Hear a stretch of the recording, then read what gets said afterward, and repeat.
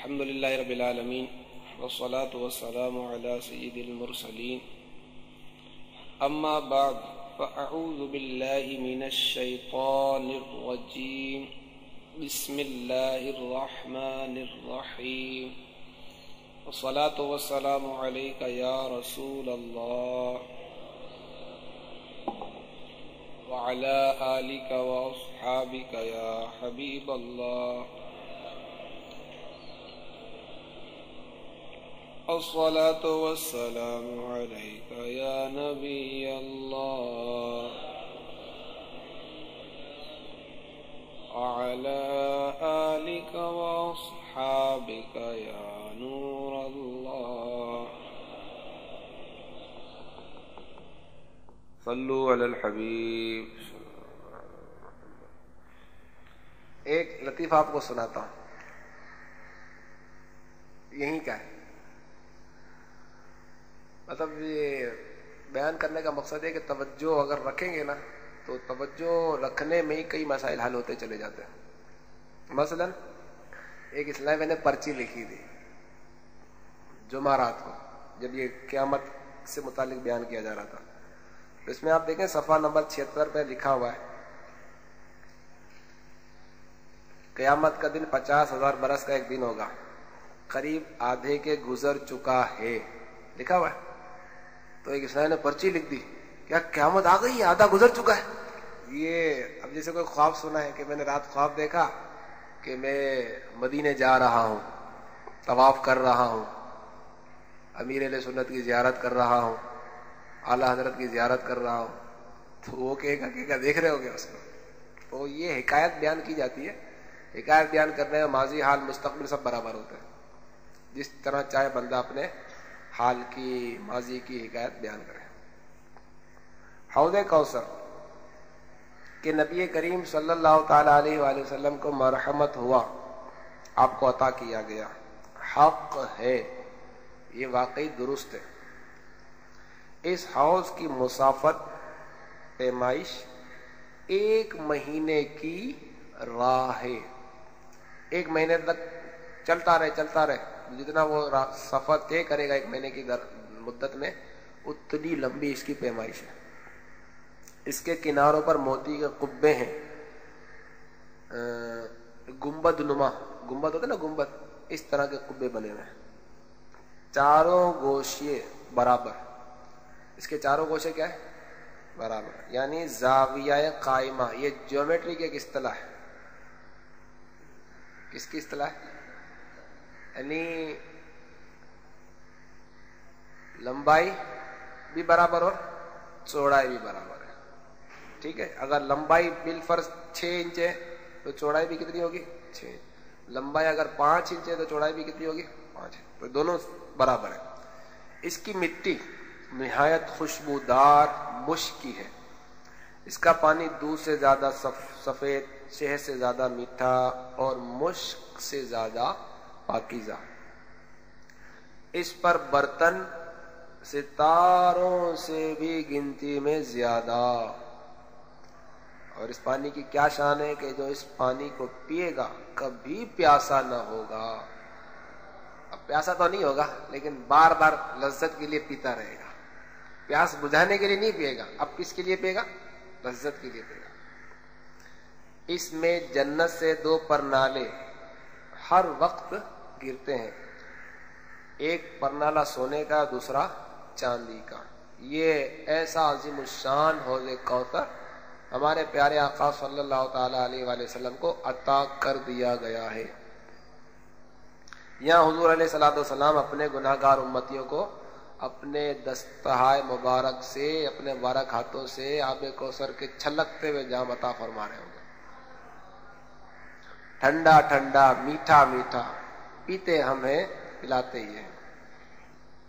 میزان حق ہے، ترازو جہاں مال تولے جائیں گے، یہ بھی درست ہے، بالکل صحیح بات ہے. اس پر لوگوں کے اعمال نیک و بد تولے جائیں گے. نیکی کا پلہ بھاری ہو جائے گا، بدی کا پلہ نیچے ہو جائے گا. تو بھاری ہونے کے کیا معنی ہے؟ بھاری ہونے کے یہ معنی ہے کہ اوپر اٹھے. بھاری ہونے کے معنی کیا ہے؟ اوپر اٹھے. دنیا کا سا معاملہ نہیں کہ دنیا میں کیا ہوتا ہے، جو بھاری ہوتا ہے وہ کہاں ہوتا ہے، نیچے جھکتا ہے، اور اس میزان میں کیا ہوگا، جو بھاری ہوگا وہ اوپر اٹھ جائے. اگر نیکیوں والے اعمال زیادہ ہوئے تو وہ پلہ اوپر اٹھ جائے گا، گناہوں کا معاملہ ہوا تو وہ پلہ اوپر اٹھ جائے گا. مقام محمود یہ پیچھے گزر چکا کہ یہ وہ ہے کہ ہمارے پیارے آقا صلی اللہ تعالی علیہ وآلہ وسلم کو اللہ عز و جل مقام محمود عطا فرمائے گا کہ تمام اولین و آخرین حضور صلی اللہ علیہ وسلم کی حمد و ستائش، تعریف و توصیف، ثنا، خوبی، وصف، اوصاف، یعنی سرکار علیہ الصلوۃ والسلام کی نعت بیان کریں گے. حضور اقدس صلی اللہ تعالی علیہ وآلہ وسلم کو ایک جھنڈا مرحمت ہوگا، ایک جھنڈا عطا کیا جائے گا آپ کو. اس جھنڈے کو کیا کہیں گے، لواء الحمد. تمام مومنین حضرت آدم علیہ السلام سے آخر تک سب اسی کے نیچے ہوں گے.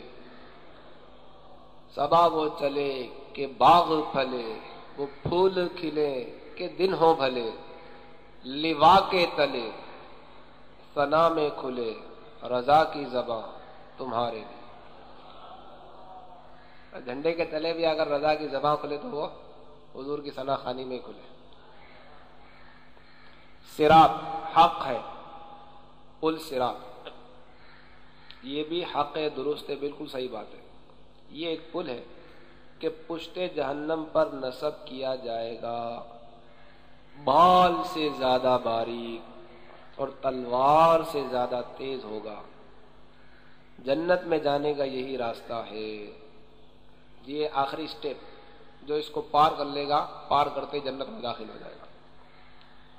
سب سے پہلے نبی کریم صلی اللہ تعالی علیہ وآلہ وسلم گزر فرمائیں گے، پھر اور انبیاء و مرسلین، پھر یہ امت، پھر اور امتیں گزریں گی. اور حسب اختلاف اعمال، جس کے جیسے اعمال ہوں گے پل صراط پر لوگ مختلف طرح سے گزریں گے. اب جس کے اعمال بہت زیادہ اچھے ہوں گے تو ان کا کیا معاملہ ہوگا، بعض تو ایسی تیزی کے ساتھ گزریں گے جیسے بجلی کا کوندہ، یعنی بجلی کی جو چمک ہوتی ہے نا، یہ چمک کس طرح جلدی آ جاتی ہے، اس تیزی سے یہ پل صراط کو پار کر لیں گے. حالانکہ یہ کئی برس کی راہ ہے لیکن اتنی جلدی پل کو پار کر لیں گے. اور جیسے بجلی کا کوندہ کہ ابھی چمکا اور ابھی غائب ہو گیا. اور بعض تیز ہوا کی طرح اس پل کو پار کر لیں گے. کوئی ایسے پار کرے گا جیسے پرند اڑتا ہے، اور بعض ایسے پار کریں گے جیسے گھوڑا دوڑتا ہے، بعض ایسے پار کریں گے جیسے آدمی دوڑتا ہے. یہاں تک کہ بعض شخص سوری پر گھسٹتے ہوئے بھی پل کو پار کر لیں گے، اور کوئی چیونٹی کی چال چل کر پار کر لے گا. اس طرح حسب مراتب، جس کے جیسے اعمال ویسے ہی اس کی وہاں پل صراط پر گزرنے کی ترکیب ہوگی. اور پل صراط کے دونوں جانب بڑے بڑے آنکڑے ہوں گے. اللہ ہی جانے وہ کتنے بڑے ہوں گے. وہ آنکڑے کیا ہوں گے، لٹکتے ہوں گے.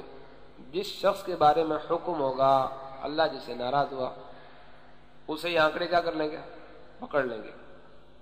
مگر بعض تو زخمی ہو کر نجات پا جائیں گے جو اہل ایمان ہوں گے، اور بعض کو کیا کر لیں گے، یہ جہنم میں گرا دیں گے. اور یہ شخص جو جہنم میں گر گیا یہ ہلاک ہوا.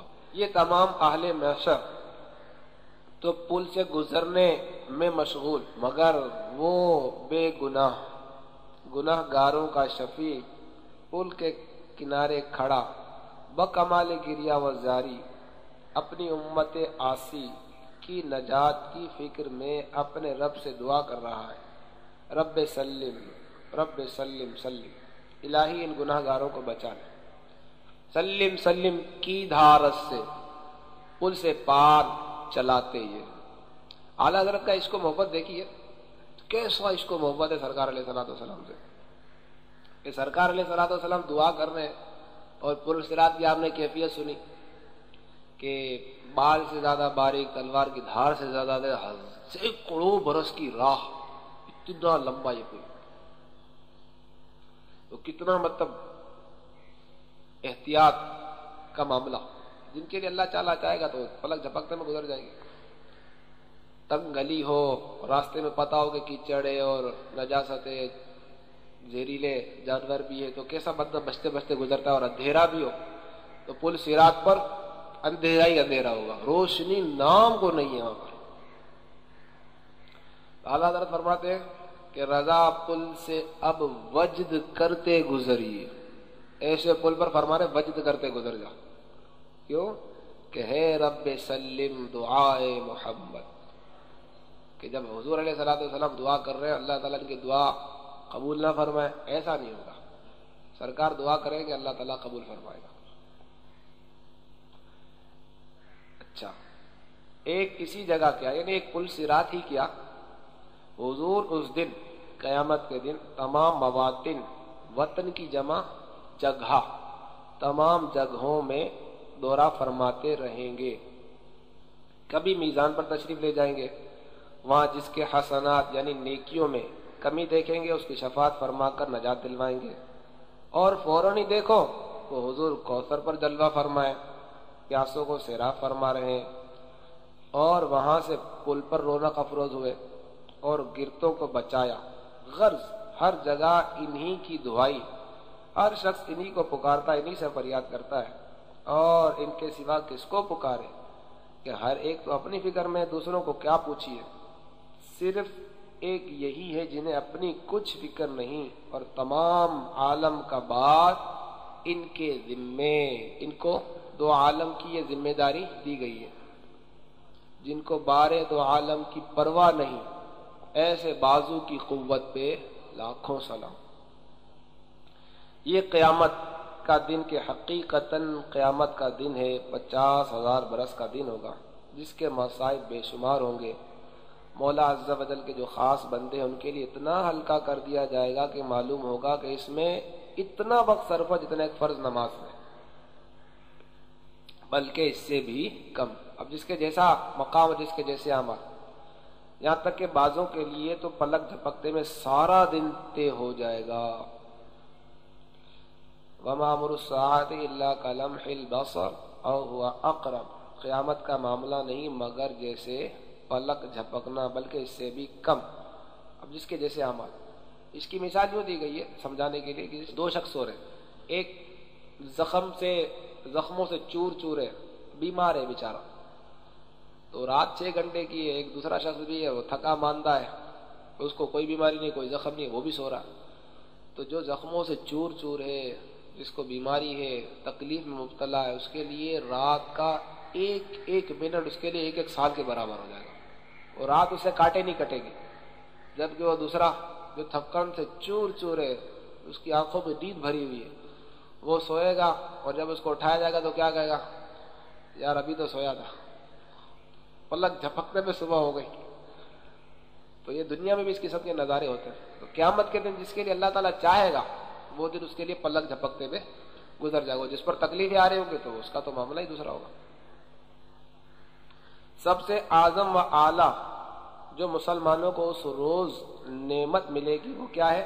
اللہ عز و جل کا دیدار، کہ اس نعمت کے برابر کوئی نعمت نہیں، جسے ایک بار دیدار میسر ہوگا ہمیشہ ہمیشہ اس کے ذوق میں مستغرق رہے گا، کبھی نہ بھولے گا۔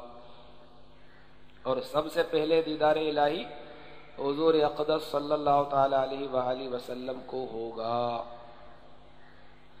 یہاں تک تو حشر کے احوال، ہولناکیاں، احوال، حالات، احوال کہتے ہیں جو ہاتھی والے آسے نا، ہولناکیاں، اور احوال حالت کی جمع حالات، مختصراً بیان کیے گئے۔ ان تمام مرحلوں کے بعد اب کیا ہوگا؟ اب اسے ہمیشگی کے گھر میں جانا ہے۔ کسی کو آرام کا گھر ملے گا جس کی آسائش کی کوئی انتہا نہیں، اس کو کیا کہیں گے؟ جنت۔ یا تکلیف کے گھر میں جانا پڑے گا جس کی تکلیف کی کوئی حد نہیں، اسے کیا کہیں گے؟ جہنم۔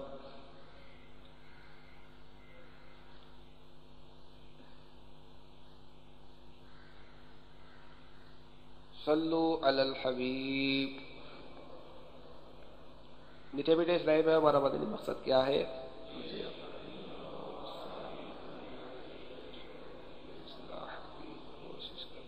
انشاءاللہ